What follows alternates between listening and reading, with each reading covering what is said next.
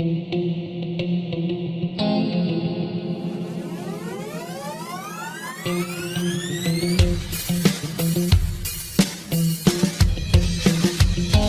bien, salut tout le monde et bienvenue pour cette vidéo, bilan de mes achats de jeux vidéo pour le mois de juin 2016. Je ne vais pas vous représenter une nouvelle fois les achats effectués lors de la période des soldes été 2016.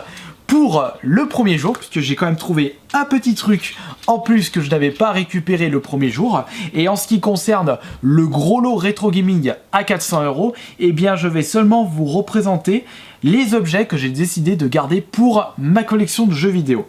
Et bah il y en a quand même un petit peu, mais si on englobe tous les achats effectués pour ce mois-ci, eh bien j'en ai sorti un petit peu d'argent quand j'y pense. Bon, on va commencer le bilan avec les objets que j'ai décidé de garder issus du lot à 400 €. Le fameux Tetris sur la Nintendo NES, puisque je ne le possédais pas sur cette console, je possède bien entendu sur la Game Boy, qui est quand même le début de cette série, et le Tetris Evolution sur la Xbox 360.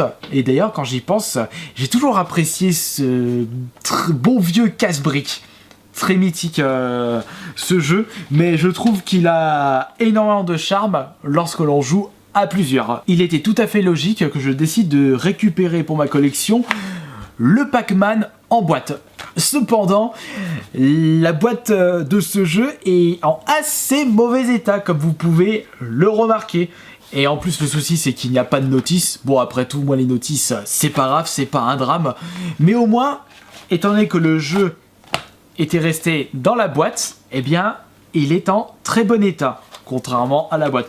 Bon, après tout, c'est pas grave, pour la boîte du jeu, bah, il suffit juste que j'achète quelques boîtiers de protection aux dimensions de la Nintendo NES, comme je l'ai fait pour protéger une grosse partie de mes jeux Super Nintendo et N64. Allez, je vais en choper un, Secret of Evermore, par ici.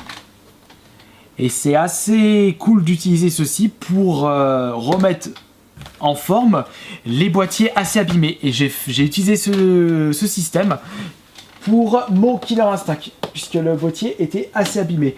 Et avec un boîtier de protection, bah, ça s'abîme moins dans le temps.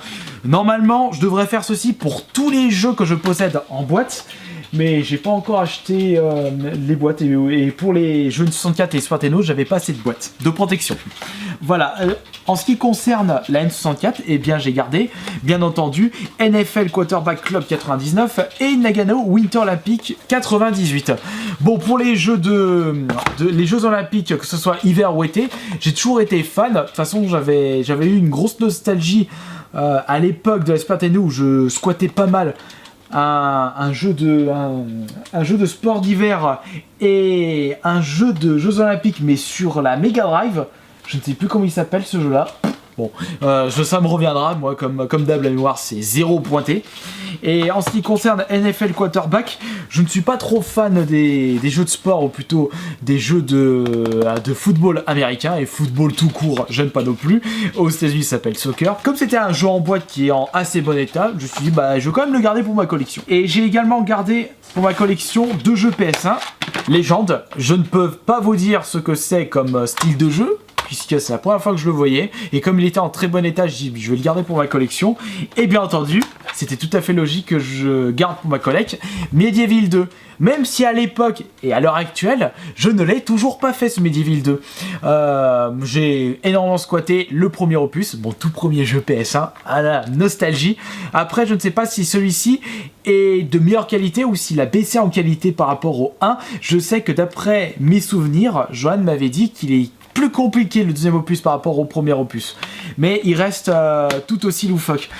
Ce qui m'avait bien marqué dans le premier Medieval, c'est quand j'y pense, c'est en fait la bande son, les OST d'excellente qualité.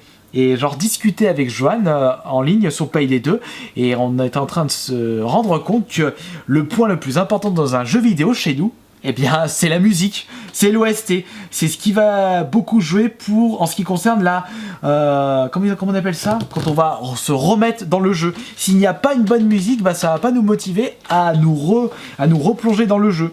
Quand j'y pense, mes jeux préférés, c'est grâce à la bande son et à la musique que j'apprécie énormément ces jeux.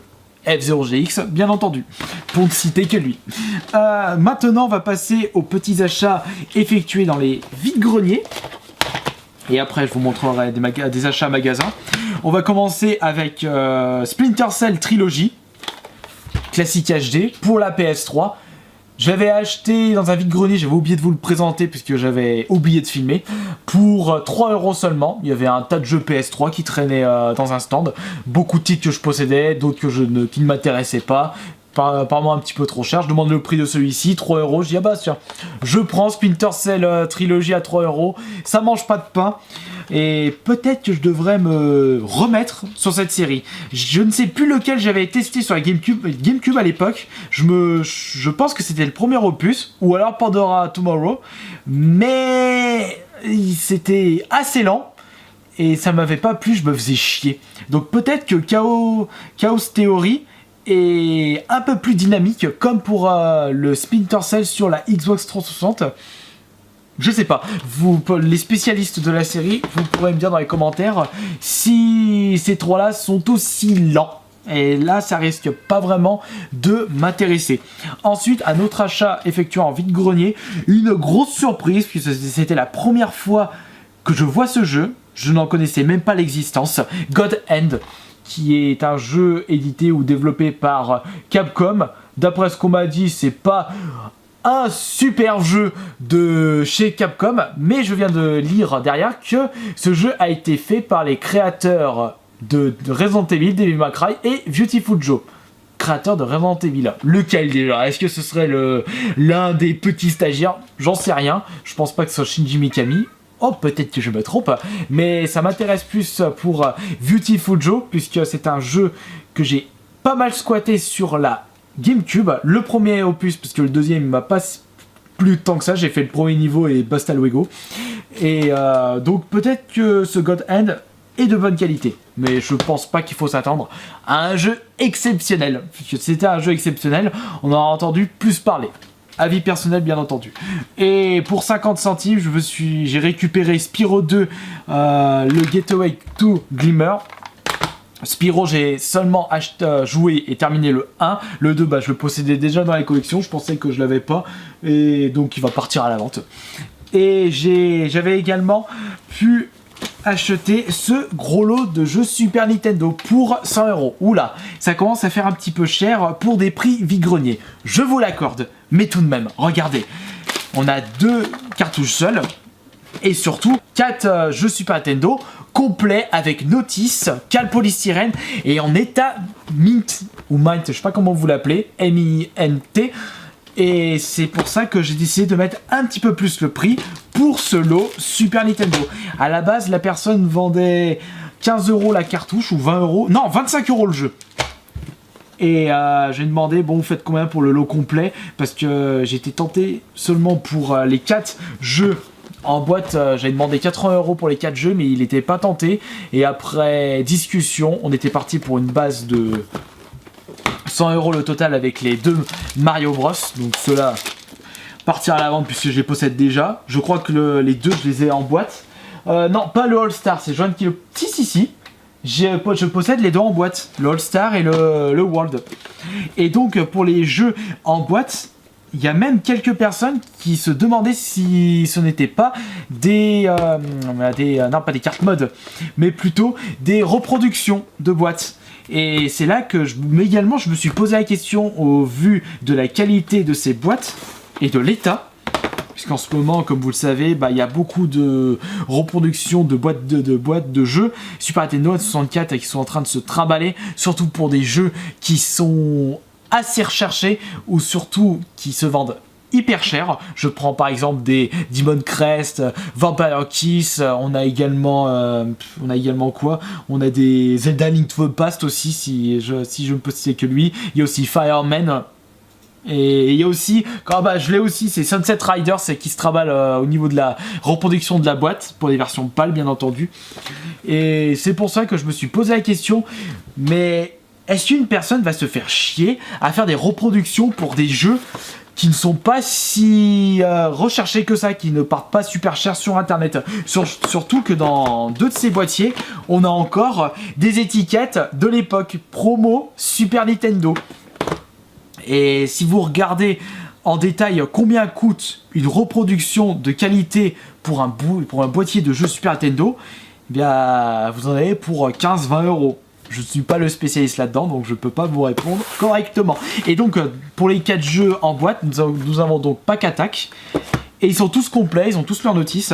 Nous avons juste ici This Game is No, Push Over, Indiana Jones Greatest Adventures et The Brainies. Mais ces 4-là, je ne les ai pas joués à l'époque. Si, j'ai dû tester vite fait Pack Attack. Non, pas celui-ci. Non. Et donc, voilà, donc ça me fera 4 jeux de plus en boîte pour ma collection de jeux vidéo. Et ça, c'est super cool, je trouve. Et on va terminer cette vidéo avec un achat effectué en magasin et 2 achats effectués sur eBay. Donc, en ce qui concerne l'achat en magasin, c'est on va dire des restes de soldes, puisque je n'avais pas fouillé le rayon jeux vidéo non pas Leclerc, c'était à Carrefour de l'île d'Amoche. L'île d'Abo, et ils n'avaient pas mis dans les packs de soldes les Xenoblade Chronicles. À la base, ils étaient à 40 euros et ils étaient bradés à 19 euros. Et j'ai décidé d'en récupérer un pour ma collection. Et donc, pour les deux achats effectués sur internet, là par contre, j'ai assez banqué. J'ai banqué plus de 80 euros pour ces 2 jeux PS Vita qui ne sont pas sortis en France. Et voilà pourquoi j'ai décidé de les acheter en matériel, puisque ces jeux ne sont pas sortis en France, mais en boîte. Vous pouvez les récupérer, mais seulement en dématériel. Et moi, de mon côté, ça ne m'intéresse pas du tout. Donc, c'est la compile de Hotline Miami 1 et 2. Et grande chance, le 1 passe en français avec la version japonaise pour le boîtier. Cependant, le problème, c'est qu'il faut le télécharger. Vous avez un code derrière, mais il faut avoir un compte japonais. Bah d'ailleurs, si quelqu'un a un compte japonais qui veut un Hotline Miami de gratos, c'est pour vous. Et ça, c'est dommage. Et du coup, comme j'ai terminé à fond le Hotline Miami 1 et que je voulais absolument continuer et jouer aux 2, eh bien, j'ai payé plein pot sur le PS Store, 15 euros. Et pour le deuxième jeu, il s'agit de Civilization Révolution 2+. À la base, Civilization Révolution est en fait l'opus de la série, mais seulement adapté pour la console. Il était sorti sur PS3 et 360, beaucoup plus simplifié que la version PC. Et du coup, le Révolution 2 était un jeu sorti sur iPad, sur tablette, et ils ont décidé de sortir une version plus pour la PS Vita. Mais ce jeu n'est pas sorti en boîte en France. Et donc, je me suis procuré la version Asian, qui regroupe le chinois ainsi que l'anglais, le plus important. Mais comme je connais très bien le système de jeu, l'anglais ne m'a pas trop dérangé pour ce Civilization Révolution. J'avais découvert la série Civilization, même pas avec la version PC, c'était avec la version PS1 à l'époque. Et après, je me suis mis à la version PC, qui est beaucoup plus rapide, parce que les temps de chargement sur la Civilization 2 sur PS1, accrochez-vous, quand vous arrivez dans l'ère moderne, dans les années 1900-2000, eh bien, ça met genre 2 minutes le temps de chargement pour passer un tour, tellement il y a d'éléments pris en compte. Au moins, vous n'avez pas ce défaut-là lorsque vous jouez à la version PC. Et donc, voilà, je vous ai présenté tous les jeux que j'ai pu acquérir pour augmenter ma collection de jeux vidéo pour ce mois de juin 2016. Et donc j'ai déboursé combien du coup? Allez, on va dire j'ai déboursé 200 euros pour cette vidéo. Faut rajouter presque 200 euros du bilan solde et les 400 euros pour le lot rétro gaming. Mais par contre ça, ce n'est pas des jeux que je vais garder pour ma collection. Et donc pour terminer cette vidéo, vous vous demandez qu'est-ce que j'ai sur la tronche? Pourquoi ces 8 points de suture? Eh bien en réalité, je me suis pris un colis de ferraille à mon lieu de travail. Et j'ai eu du pot parce que j'ai failli perdre un œil, parce que si c'était passé à côté, je sais pas dans quel état je serais. Donc j'ai eu 6 points de suture sur le dessus et 2 points sur le nez à cause des lunettes. Et comme d'habitude, je vous remercie beaucoup d'avoir visionné cette vidéo et je vous dis à la prochaine.